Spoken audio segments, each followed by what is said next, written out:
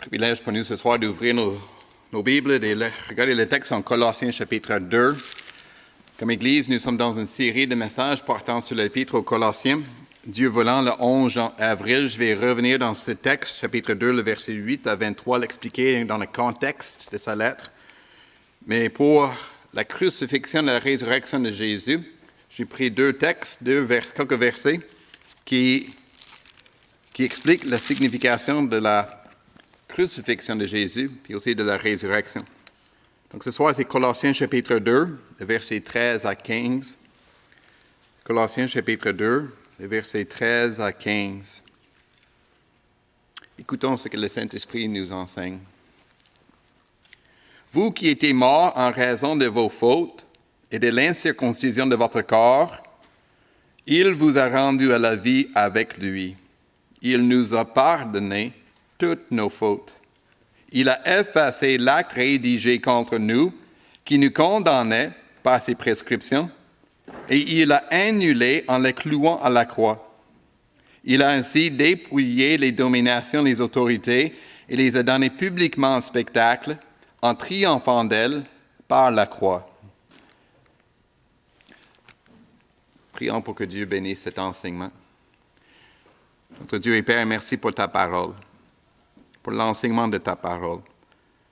Et donne-nous, Seigneur, d'être attentifs, donne-nous la compréhension, et surtout, donnez-nous la conviction que le Christ est vainqueur pour nous. Amen.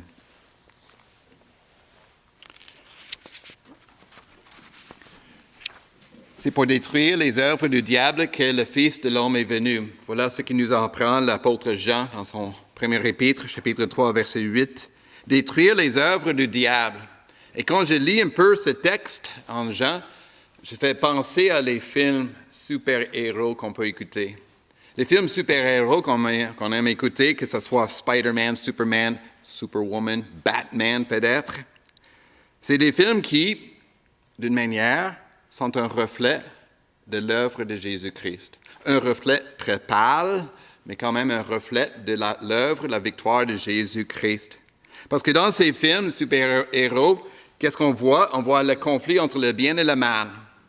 Mais on voit que le bien gagne contre le mal. C'est pas comme les films plutôt orientaux où il y a un équilibre entre le bien et le mal. Non, c'est le bien qui gagne, qui vainc le mal.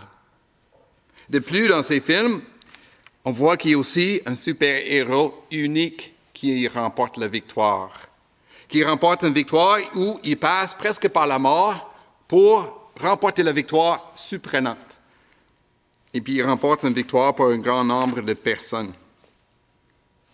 Et tout cela, j'ose dire, parce que ces films super-héros sont dans un contexte d'un monde occidental, influence de la pensée chrétienne aussi, un reflet de la victoire de Jésus-Christ. Parce que le Christ crucifié est un héros dans le combat. Il est le seul super-héros. Lui, Jésus, un homme, mais aussi Dieu.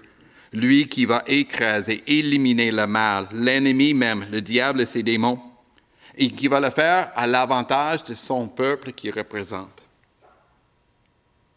Et oui, il passe par la mort pour vaincre le mal. En fait, l'arme inattendue de notre héros Jésus-Christ, c'est justement la mort. C'est par la mort qu'il va détruire Satan et toutes les puissances des démons. Voilà l'enseignement que nous avons dans ce texte en Colossiens chapitre 2. Et j'aimerais qu'on aille à travers ce texte, les 3 versets, pour regarder le triomphe de la croix. D'abord, le pardon de nos péchés. Ensuite, de parler de cet acte rédigé contre nous. Puis enfin, surtout, le plus important pour nous, la manière que les dominations, les autorités du monde ténébreux sont dépouillées, vaincues. Regardons donc chacun de ces versets. D'abord, le verset 13. Verset 13 qui nous rappelle, « Vous étiez morts en raison de faute, l'incirconcision de votre corps. Dieu vous a rendu à la vie avec Christ. Il nous a pardonné nos fautes. Il nous a rendu à la vie avec le Christ, la résurrection. » Voilà le texte qui est pour dimanche de Pâques. Mais le verset, la phrase qu'il faut souligner, c'est la dernière du verset 13. « Il nous a pardonné toutes nos fautes. » La crucifixion avec la résurrection a pour but le pardon complet de toutes nos fautes. C'est quelque chose que l'apôtre Paul a souligné à quelques reprises dans cette épître.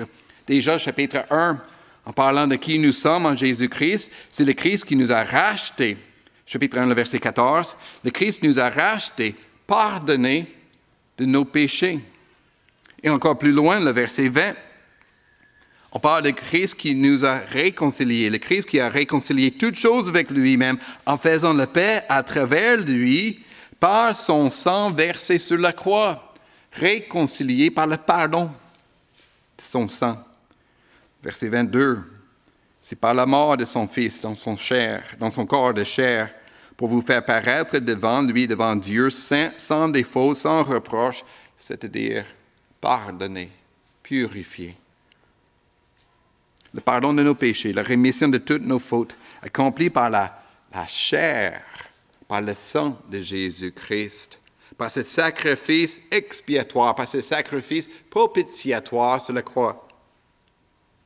Et le pardon est complet. Notre texte, le verset 13 du chapitre 2, il souligne « Il nous a pardonné toutes nos fautes ». Voici la raison pour la mort de Jésus-Christ. Voici le but pour lequel le Christ est mort sur la croix. Le pardon de toutes nos fautes. Nous sommes pardonnés. Nous sommes purifiés. Et alors nous sommes réconciliés avec Dieu. Nous sommes dans une relation de paix avec Dieu. Ce qui cause l'obstacle à notre relation avec Dieu est enlevé. Nous vivons un temps où nous sommes un peu en distanciation sociale. Voilà le mot. On ne peut pas donner un câlin, on ne peut pas donner le bise qu'on aime faire, on ne peut pas même donner une poignée de main. Pourquoi? Parce qu'il y a un virus. Enlève le virus et nous pouvons reprendre notre accueil chaleureux. Enlève le péché comme Jésus fait et Dieu nous accueille chaleureusement. Quand on parle de la croix de Jésus-Christ, le ventre des saints, la crucifixion, rappelons-nous le message essentiel. Voici l'agneau de Dieu qui enlève le péché du monde. Et rappelons-nous tous, aussi vous les enfants, nous tous, pourquoi le Christ est mort? Pour la bonne nouvelle que nous avons la paix avec Dieu. Ou comme l'apôtre Paul dit dans un autre texte, Romains chapitre 5, le verset 1, nous sommes déclarés justes, nous sommes déclarés pardonnés, justifiés, purifiés par la foi en Christ, et alors nous avons la paix avec Dieu par notre Seigneur Jésus-Christ. Mais comment? Comment est-ce que le Christ a pu accomplir ce pardon complet?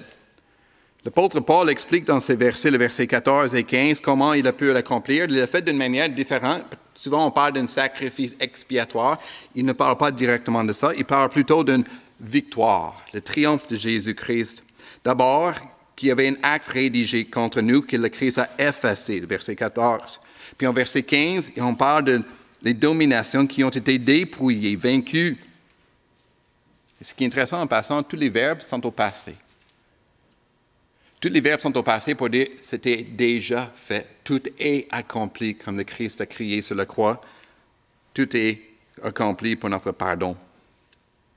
Donc, regardons d'abord ce texte, verset 14, cet acte rédigé contre nous. Je relis, il, peut-être Dieu le Père, ou peut-être le sujet, c'est le Christ. Le Christ a effacé l'acte rédigé contre nous, qui nous condamnait par ses prescriptions, et il a l'annulé en le clouant à la croix. On parle d'un acte rédigé contre nous. C'était à l'époque une pratique d'avoir les bouts de papier, que s'il y avait une dette, on l'écrivait sur un bout de papier, puis la personne devait le rembourser. Quand c'était remboursé, repayé au complet, on peut mettre de l'encre dessus pour couvrir le chiffre, la dette, puis ensuite détruire. D'une manière semblable, l'apôtre Paul parle ici d'un acte rédigé contre nous. Le contenu de cet acte, ce qui était écrit, les commentateurs en disputent un peu. Est-ce que c'était la loi morale? Est-ce que c'était la loi cérémoniale? Est-ce que c'était même un pacte signé avec le diable? Mais probablement, c'était notre entente, notre engagement de respecter la loi de Dieu. Nous ne respectons pas la loi de Dieu. Et alors, cet engagement est contre nous, un acte rédigé contre nous. Comme dit une autre traduction, l'acte qui établissait nos manquements à l'égard des commandements. Mais voici la bonne nouvelle. Dieu, le Seigneur Jésus, il a enlevé du milieu de nous. Il a annulé, effacé, il a masqué, couvert la dette par son sang. Il a cloué, l'a détruit en le mettant sur la croix. Nous, on peut penser à une hypothèque. On a une hypothèque, une dette à payer pour quand on a acheté une maison. Il y a ceux qui, une fois purgé cette dette, une fois qu'ils ont payé l'hypothèque au complet, ils vont prendre l'acte de l'hypothèque et ils vont le brûler. Simplement pour dire, c'est payé, c'est fini, ça n'existe plus contre nous. Mais si on n'arrive pas à rembourser notre hypothèque, si la banque arrive pour saisir notre maison, or, il y a quelqu'un qui intervient pour payer l'hypothèque, le rembourser au complet pour nous. Et là, on va brûler l'acte de l'hypothèque, on va le brûler avec celui qui a remboursé la dette. C'est notre Sauveur qui rembourse la dette pour nous, n'est-ce pas? Ce qui est intéressant dans ce texte, c'est ce qui est cloué sur la croix. Parce que si je pose la question, même aux enfants, qui a été cloué sur la croix? On dirait tous, Jésus. Mais dans le texte, on parle de cet acte rédigé contre nous. Cet acte a été cloué sur la croix. Cet acte a été cloué sur la croix contre nous. Pourquoi? Parce que le Christ lui-même est devenu péché pour nous. Plus que ça, le Christ est devenu malédiction pour nous. Il est devenu, si on veut, cet acte. Péché et malédiction. Et lui a été cloué sur la croix pour y mettre fin. Et nous, notre avantage, nous sommes alors pardonnés. Pardonnés notre dette. Nous sommes libérés de cette dette. Nous sommes libérés de la condamnation. Ou encore de prendre les paroles de l'apôtre Paul dans un autre texte, Romains chapitre 8, le verset 1. Il n'y a maintenant aucune condamnation. Il n'y a aucune condamnation pour nous qui sommes en Jésus-Christ. Mais là, on arrive à ce 15e point, mais là, je vais prendre un peu plus de temps ici, parce qu'il y a un autre avantage pour nous. Un autre avantage parce que nous ne sommes pas seulement libérés de la culpabilité, de la honte de notre dette, nous sommes aussi délivrés de l'emprise du mal. Nous sommes délivrés de la domination du mal. Nous sommes délivrés de la puissance, le contrôle du péché et même du diable dans notre vie. Voilà ce que l'apôtre Paul nous annonce, le verset 15. Il, c'est-à-dire le Christ, il a dépouillé les dominations et les autorités, c'est-à-dire les dominations puissantes, spirituelles, démoniaques, les puissances du diable et des démons, et les a données publiquement en spectacle en triomphant d'elles par la croix. Il a fait un spectacle pour les déshonorer, dans un spectacle de triomphe. Ici, l'apôtre Paul fait allusion à une pratique chez les Romains.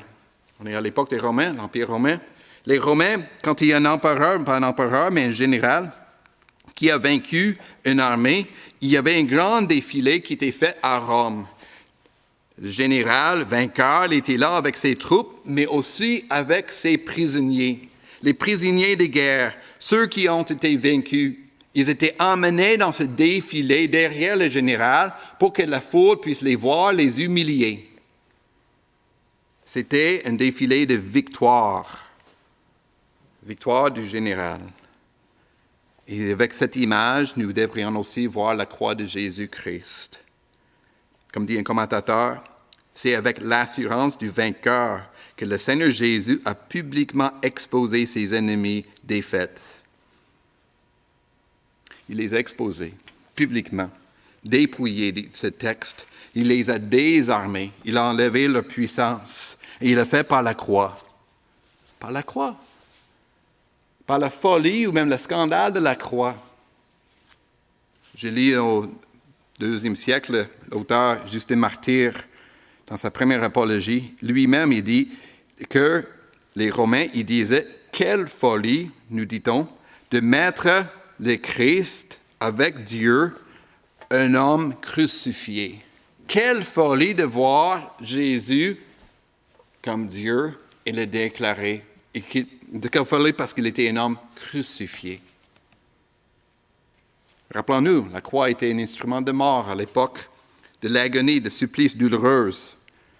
Les Romains l'avaient adopté pour châtier, punir, même éliminer les criminels, éliminer les rebelles. C'était aussi fait publiquement pour soumettre, pas simplement les criminels, mais tous les citoyens de leur empire. Il faut les avertir, il faut être soumis à Rome. Sinon, c'est le supplice de la croix. Et si on prend un parallèle avec Satan, Satan qui est appelé prince de ce monde, Satan, dans le désert, il avait demandé à Jésus de se soumettre à lui. Jésus avait refusé de se soumettre à Satan, de l'adorer, de refuser. Et alors, Satan, il a mis sur la croix, dans sa pouvoir, sa puissance de la mort. Parce qu'il voulait prendre puissance sur Jésus-Christ, soumettre Jésus-Christ, et en soumettant Jésus-Christ à lui, prince de la mort de ce monde, aussi nous soumettre à son autorité. Mais voici l'ironie de la croix, l'ironie tragique pour le Satan, parce que la mort est devenue la victoire de Jésus-Christ. La mort est devenue l'arme par laquelle Jésus a vaincu le diable. La mort est devenue l'arme pour vaincre le diable parce que le Christ est ressuscité d'entre les morts. Le Christ a dépouillé les dominations, les autorités, les a donnés publiquement en spectacle en triomphant d'elle par la croix.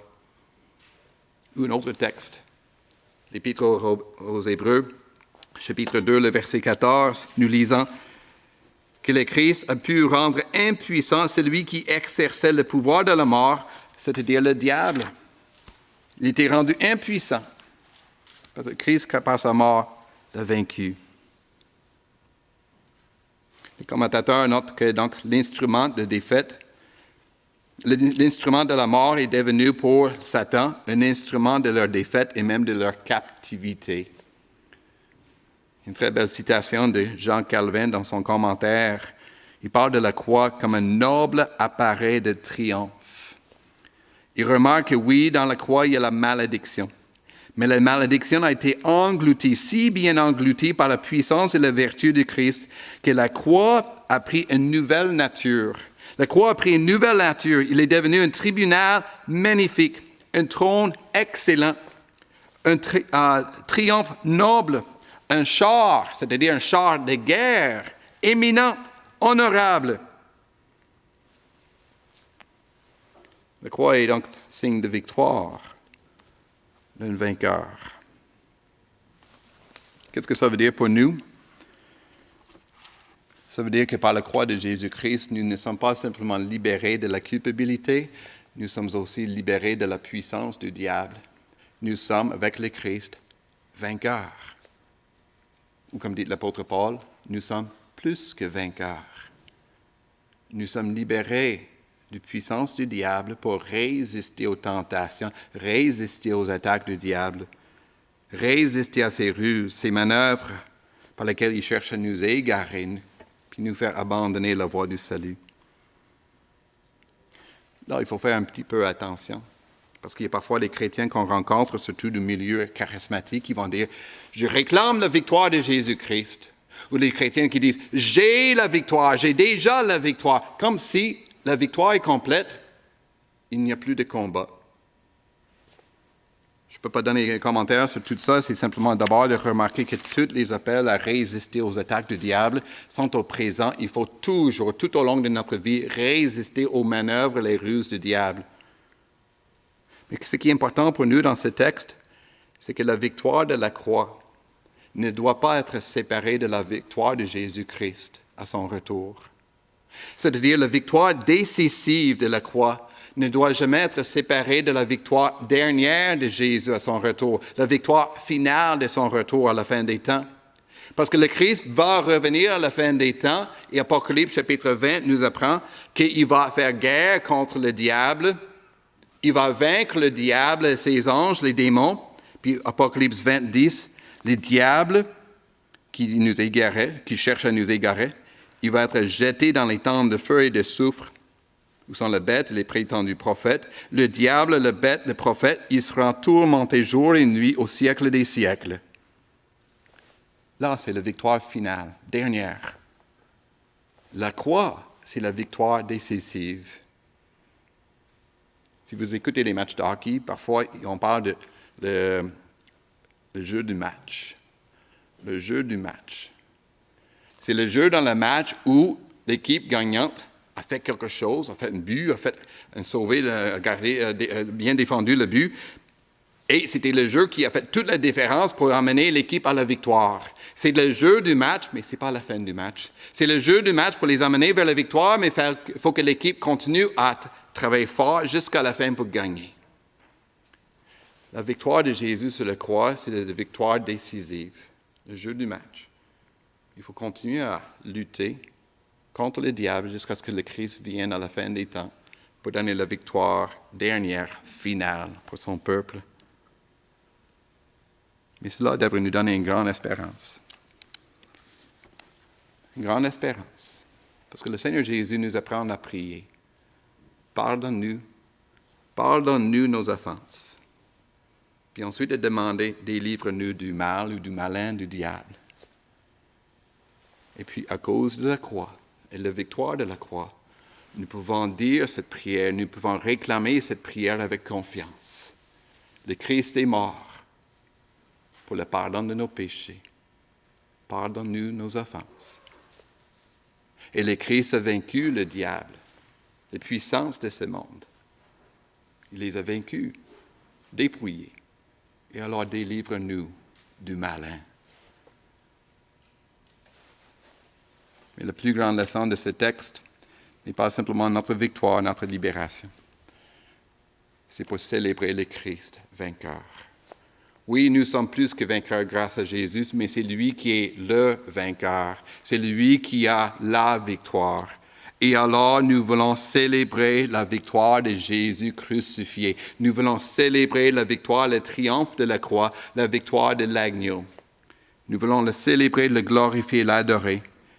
Parce que comme nous lisons en Apocalypse, l'agneau qui a été offert en sacrifice, il est digne de recevoir la puissance, la richesse, la sagesse, la force, l'honneur, la louange et la gloire. Parce qu'il a vaincu pour nous.